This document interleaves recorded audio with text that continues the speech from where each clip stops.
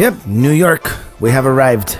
Our hotel, the Best Western Plus President on the right, which we found using the Hotel Tonight app.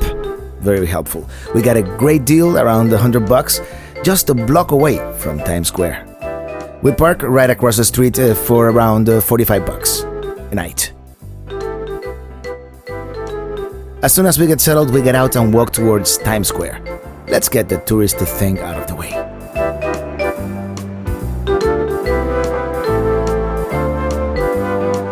Yep, this is New York. No other place comes close.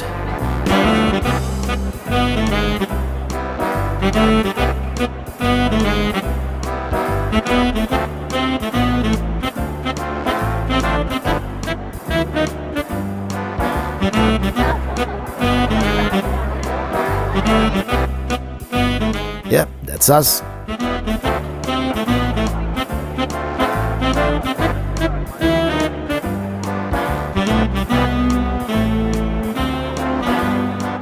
Walking down Broadway, we get a glimpse of the Empire State Building, dressed in its Christmas colors.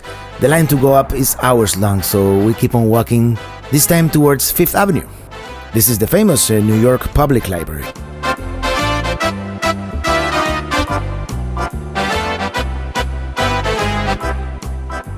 We turn right on 42nd towards Grand Central Terminal. We walk in to take this panorama.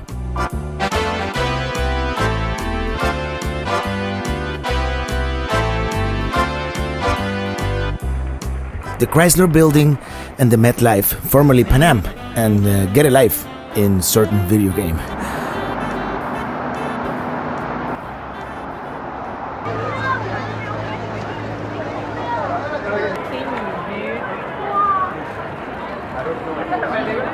We're back. I don't remember why. I think we had to pass by the hotel to pick up something.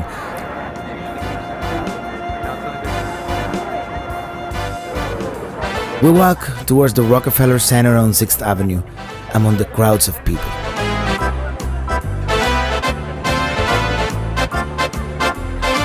Passing by Radio City Music Hall, the famous Art Deco style theater. This year, the Rockettes celebrating their 85th anniversary.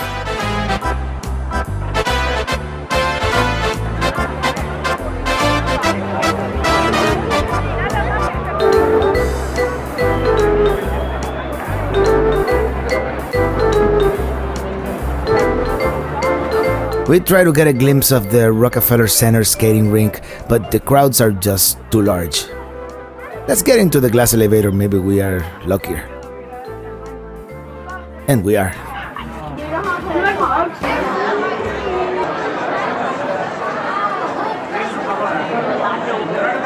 We decide to go to the top of the rock observation deck, since we couldn't go up to the Empire State Building.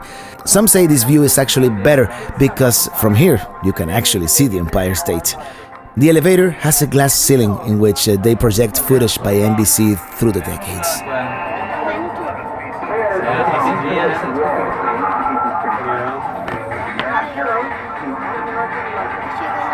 Welcome to Top of the Rock. 49th Street, West Side, right in the middle of the street by the president of the board. The view towards Central Park is breathtaking.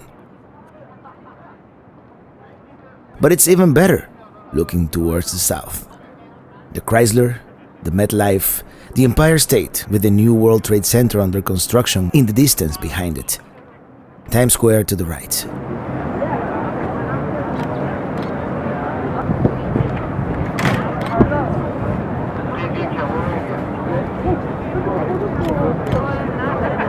In this room called the Breezeway, supposedly the lights of a certain color follow you around. I don't know. Let's get out of here before I go nuts. This is strange.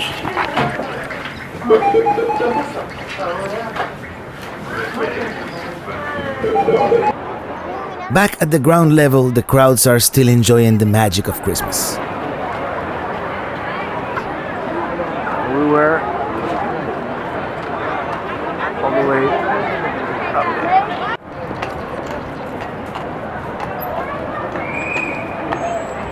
This very photogenic and iconic steam you've been seeing coming from under the streets is actually a byproduct of the city's heating system. which uses steam, naturally.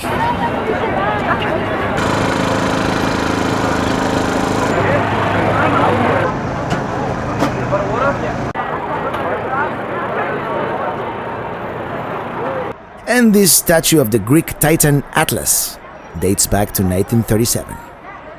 As the action starts to die down and the temperature drops below freezing, we return to the hotel, only to spy on our unsuspecting neighbors. They're having some kind of get-together. And after a while, they go to sleep too. And so do we. In the morning, we take the subway to downtown. It is our intention to visit the September 11 Memorial.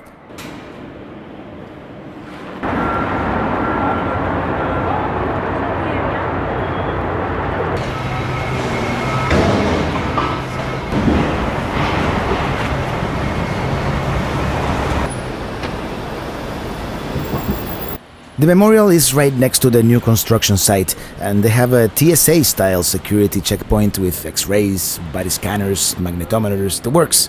And of course, we couldn't photograph. I don't want to get started with my opinions about all this security theater. Let's just say I think they're overdoing it a little bit. One thing is common sense, safety, but this is borderline paranoia.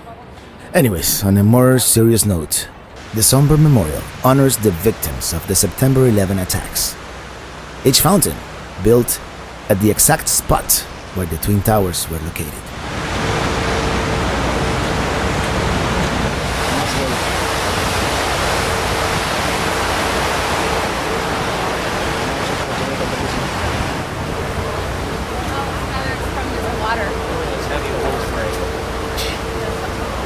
This tree in the middle was recovered from the rubble, and it was replanted here as a symbol of hope and rebirth.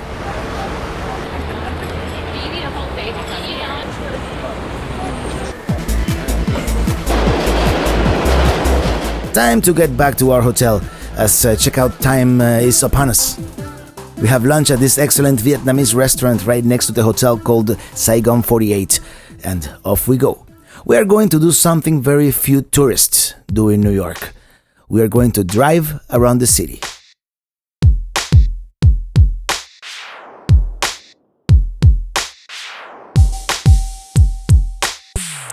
We drive east on 48th Street and then turn left onto 6th Avenue, surrounded by a sea of taxicabs. We once again arrive by the corner of the Radio City Music Hall.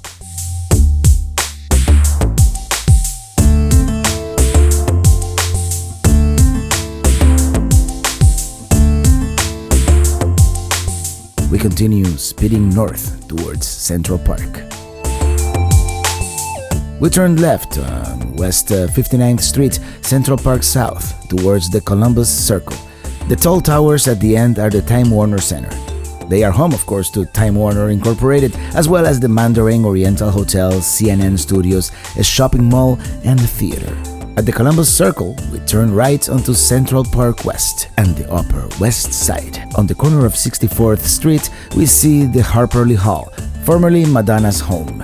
She sold it in early 2013 for almost $20 million. By 65th Street, we encounter the Holy Trinity Lutheran Church and continue going north, cruising along the lavish condos of the rich and famous. The prominent tower, a couple of blocks away to the left, is the San Remo, home to Demi Moore, Steve Martin, and many other celebrities. Even the late Steve Jobs used to own an apartment there, although he never lived in it and eventually sold it to Bono. This building to our left is the Dakota, where John Lennon used to live with Yoko Ono. She still lives there.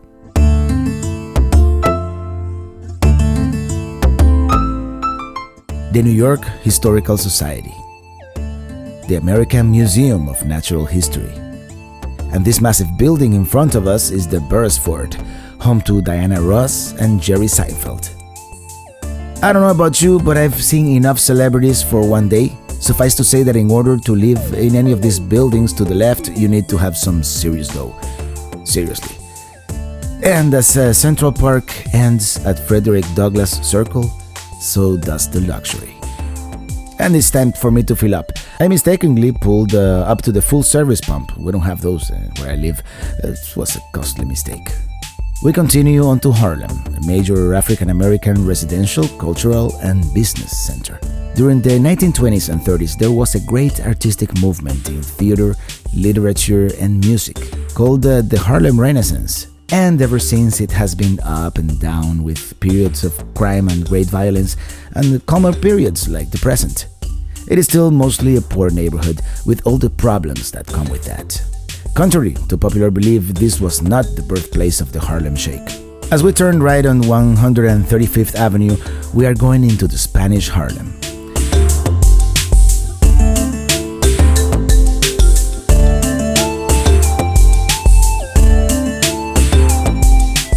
Sometimes it is cool just to stop and see the people crossing the streets, the cars going by, a train far away in the distance, a slice of life in the city, a slice, if you will, of the neighborhood.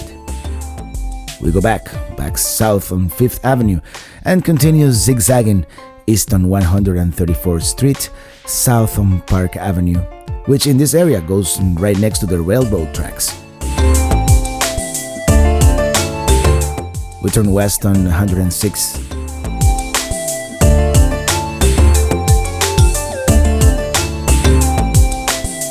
The red brick low-income buildings, and yet another slice of the neighborhood through its people crossing the street. We have turned off the GPS, so we even take a wrong turn here. Sometimes, though, it is good to get lost. I mean, we obviously seen the map and know the basic layout of the city, but it's good to explore its nooks and crannies sometimes. South we go on 2nd Avenue, approaching the Upper West Side, one of the most affluent neighborhoods. We observe the contrasts of the big city, from one of its poorest neighborhoods into its most exclusive one. It's merely a couple of blocks. Look at this nice high-rise. Wouldn't you like to live there?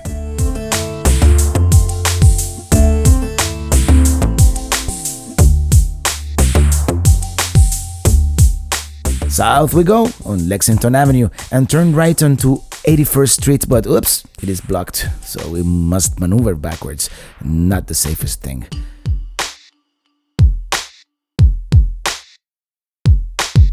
We turn right again 2 blocks down on 79th.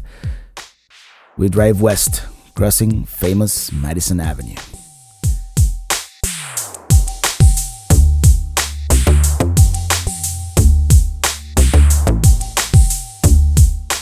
We reach Central Park. Here's another slice of city life, a little different this time, won't you say? We turn left on 5th Avenue, going south, one of the most famous avenues in the city. 5th Avenue divides Manhattan into east and west. It has been called the most expensive street in the world. Just as we start approaching the south end of Central Park and the shopping section of this avenue, a light snow starts to fall, as predicted by the Weather Service. We are from South Florida, so the slightest bit of snow is a major event for us. It is very exciting, even if the snow melts as soon as it hits the ground. And it starts to fall a little harder. We approach the corner of 59th Street and 5th Avenue, the southeastern corner of Central Park. This is where the famous Plaza Hotel is located, and also the famous Glass Cube Apple Store.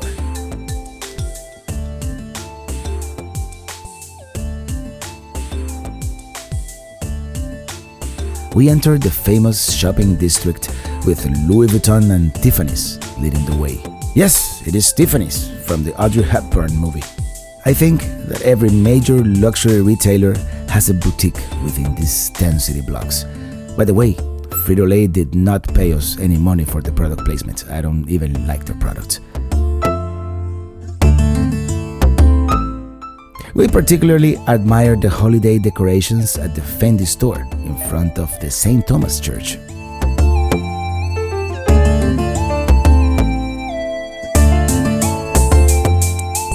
We continue passing by Cartier and the St. Patrick's Cathedral, which is under renovation. Nothing to see, unfortunately. We pass by the Rockefeller Center as we start to get a glimpse of the Empire State Building to the right.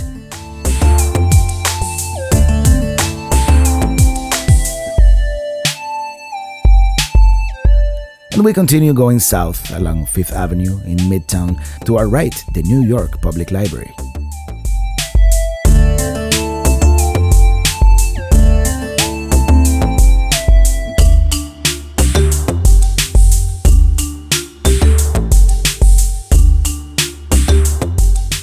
Here's a view of the Empire State Building through the sunroof. We entered the Gramercy Flatiron District. At its heart, Madison Square and the iconic Flatiron Building, one of the tallest in the city at the time of its completion in 1902. Across Madison Square Park, there is the Metropolitan Life Tower, which was the world's tallest building between 1909 and 1913, only to be surpassed by the Woolworth Building. The snow starts to fall even harder now.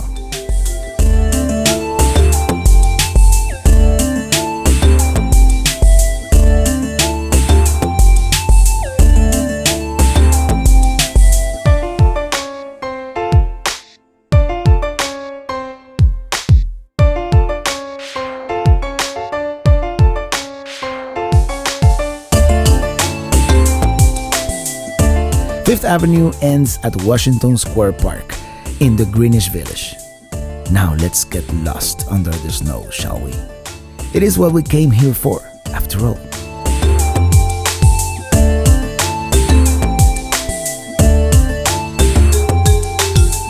All this area is part of the New York University, but of course we didn't know that at the time. We turned left onto Green Street and then right on 8th Street. The Cooper Union Library to the right. This black cube is called Alamo, and it was sculpted in 1967 by Tony Rosenthal. It is a popular meeting place here in the East Village. We continue going east on 8th Street until we reach Tompkins Square Park.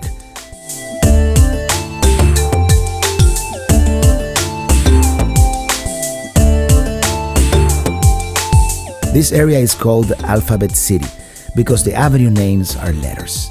For example, the avenue we are turning into is Avenue B.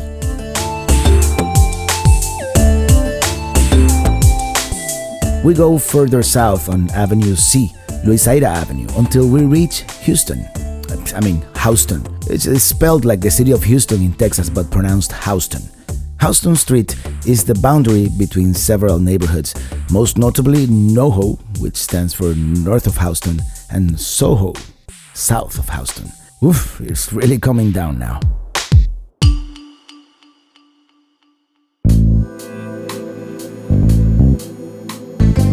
We go back north on 6th Avenue, also called the Avenue of the Americas. We turn left or west onto 16th Street and then south on 7th. And west on 11th Street, right at the intersection with diagonal Greenwich Avenue, in order to see the neighborhood away from the main streets. We make a ride on Hudson, and then back south on Bleecker into the heart of the village.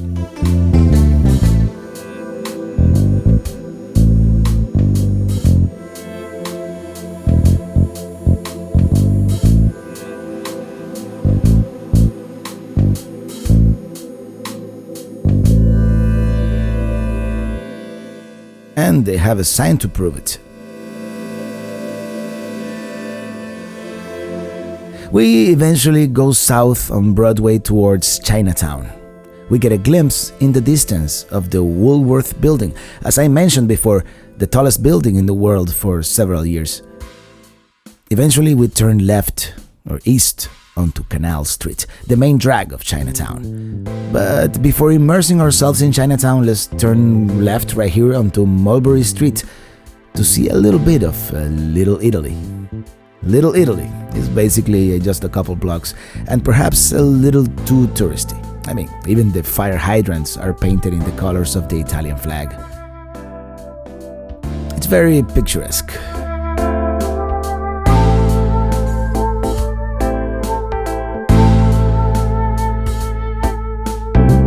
Then we immerse ourselves into Chinatown, which feels like a different country all to itself.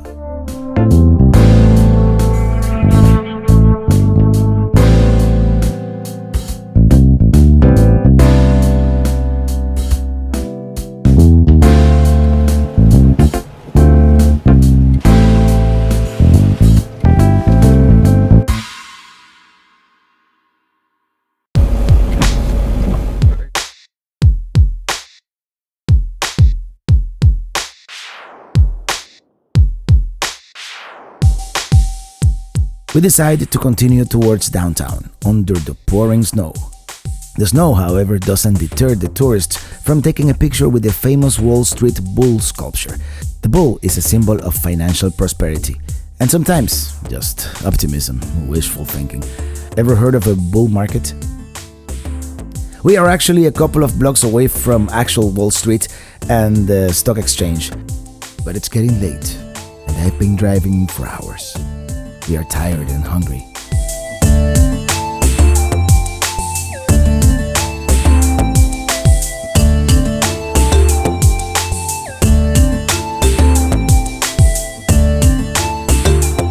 I make a wrong turn and we end up on the Brooklyn Bridge, crossing the East River into the borough of Brooklyn.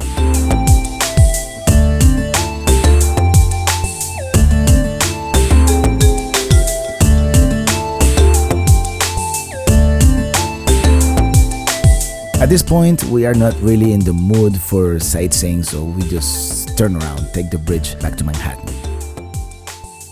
We have decided to sleep in New Jersey tonight, for economic reasons mostly. Besides, we are going to the hotel next door to where we stayed back in 1994. A trip down memory lane.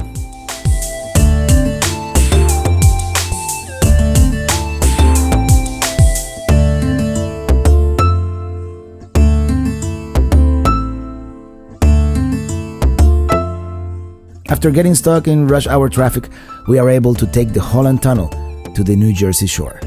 I have no video of the rest of the day, but let's just say that because in South Florida we don't really invest a lot of money in tires, I almost paid for it, as the streets in Jersey were more than a little slippery due to all the snow and ice.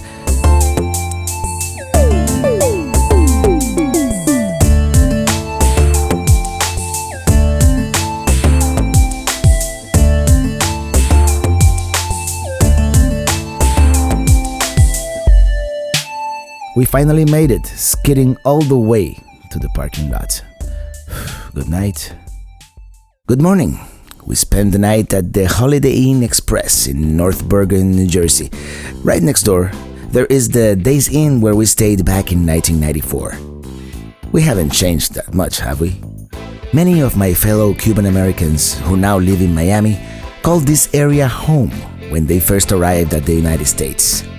Many recall Union City and BERGENLINE Avenue with a certain sense of nostalgia. What they didn't miss, apparently, were the crude winters and having to shovel snow. Most of them worked hard, saved some money, and eventually bought a house in Miami. I want to explore this area a little bit, mainly Avenida BERGENLINE, which is how they used to call it, and the city of Union City. Excuse the cacophony, but that's actually what the sign says. We cruise around seeing all the signs in Spanish. Kind of reminds you a little bit of Little Havana. They even have a botanica.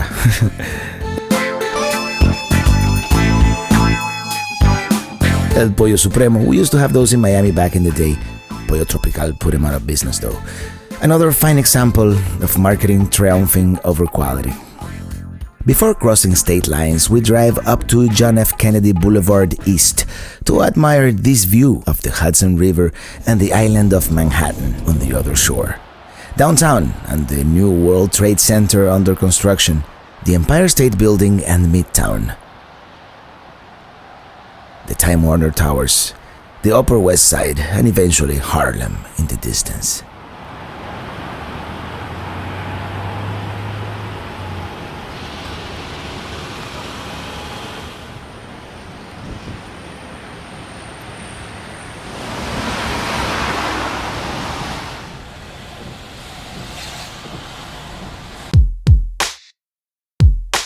Our next destination is a little further north. We drive into the borough of Bronx, across the George Washington Bridge. This is, by the way, the northernmost point of our entire road trip.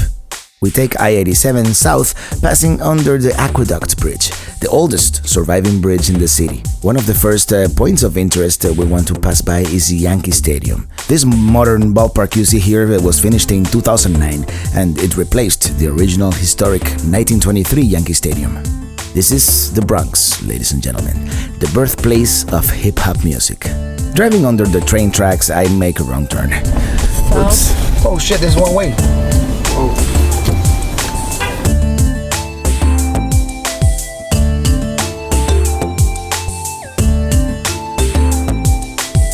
We make a left on 161st Street, the correct turn this time. It is our intention to reach the hub, which is the heart of the South Bronx. We turn right onto Melrose Avenue for that purpose, but never make it all the way to the famous hub. We decide it's getting late and we rather visit the projects on Washington Avenue. I know, I think we're a little ADD. We go north on 3rd Avenue. Until the early 70s, there was a train line running above this street called the L, for elevated. You may have seen it in movies.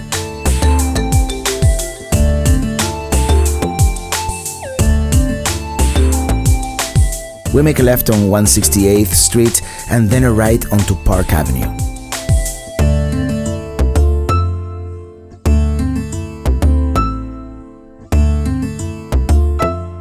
The place is somewhat deserted. It's supposed to be one of the roughest areas in town, the Webster Projects, according to our on-the-go research, but it doesn't look all that bad. But we'll lock the doors just in case. Iglesia Pentecostal Hijos de Sion, Inc.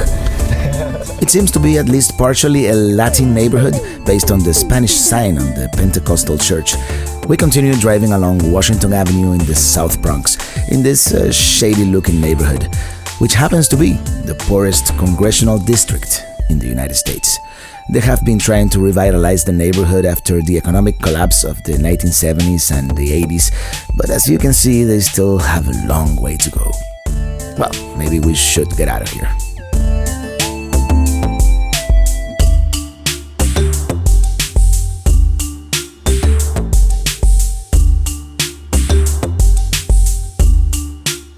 Ever since I saw the movie Warriors in the early 80s, I have wanted to go to Coney Island. And that's where we're heading now. We take I-278 towards Queens and Brooklyn. We take this bridge into Ward's Island and then the Robert F. Kennedy Bridge over the East River into the borough of Queens.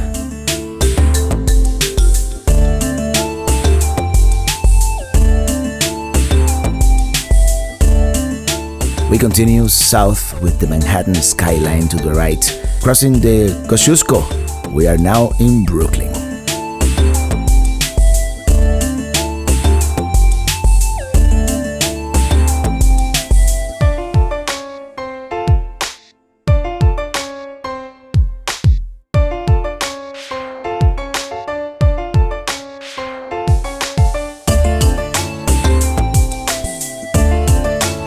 Now on the Belt Parkway we see Staten Island to the right and the VERRAZANO-NARROWS bridge in front of us. Let's stop for the scenic view. The sight of the bridge is pretty breathtaking. It was the longest suspension bridge in the world in 1964, and it still is the longest bridge span in the Americas.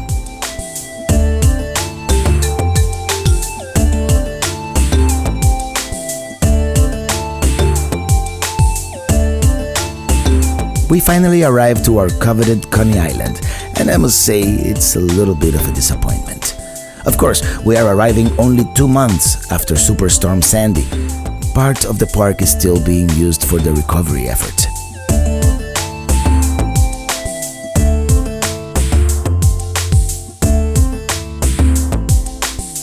Still, the area looks a little run down.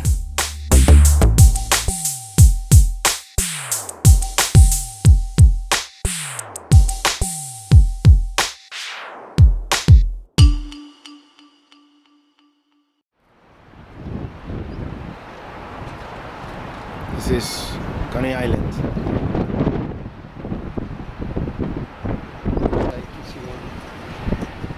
Apparently, the amusement park has suffered heavy damage during the storm, and you can see sand dunes formed way inland. The sand is probably a couple feet higher than normal. The wooden deck seems undamaged though, at least to my untrained eyes.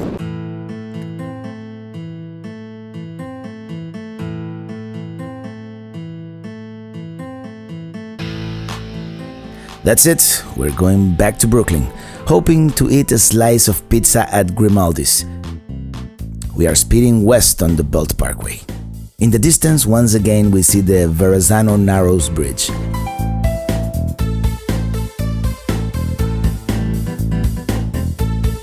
As we turn north, we get to see a great view of the lower Manhattan skyscrapers in the distance.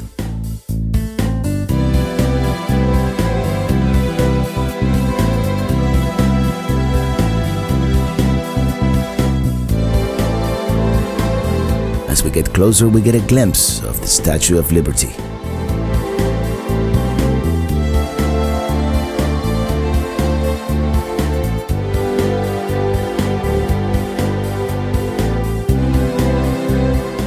And as we arrive, well, we don't. Google gets lost, apparently, so do we.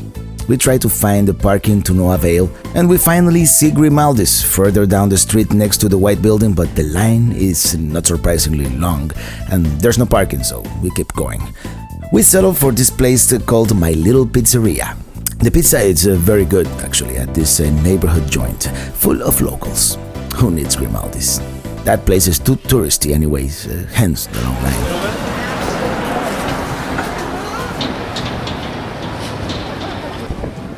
We walk back to the car along the lively streets of Brooklyn.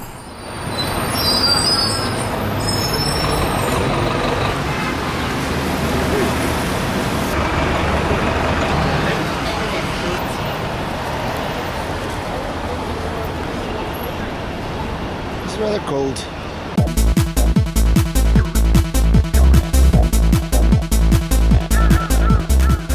Once again, we pass by the VERRAZANO-NARROWS bridge, but this time we are actually driving on it towards the borough of Staten Island. We are beginning our journey south, back to Florida. As always, thank you for watching and see you on the road.